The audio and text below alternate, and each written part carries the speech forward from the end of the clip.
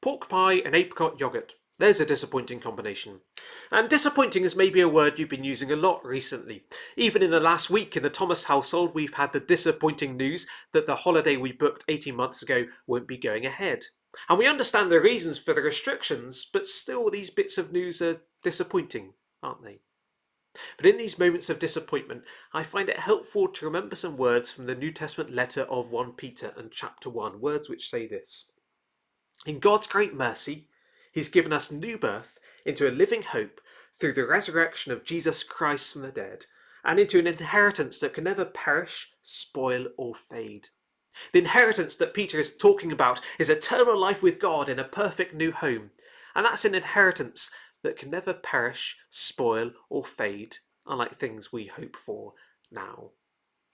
We're not going to be in a situation in a few years' time where God will say, that inheritance I talked about, well, actually, I've changed my mind about that. And it's not something that when people receive it, they're going to be disappointed because it's not what was promised. And it's not something that we can mess up either, because it's not based on what we do, it's based on the resurrection of Jesus Christ from the dead, that Easter hope that 2,000 years ago, God the Son came down from heaven to earth. Jesus Christ, down from the perfection of heaven, down into this world where things perish and spoil and fade. A world where even our relationship with God has been spoiled by our sin, by our disobedience, by our failure to live rightly in God's world.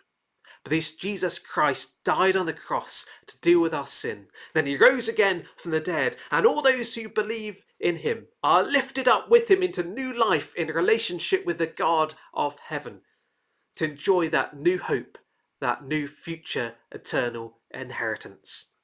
And we'll still face moments of disappointment now, and some of those can be very hard. But if we know Jesus, we know that those disappointments are just one small part of a bigger story that ends in an unspoilable eternity that we don't deserve, but that comes to us through the resurrection of Jesus Christ from the dead.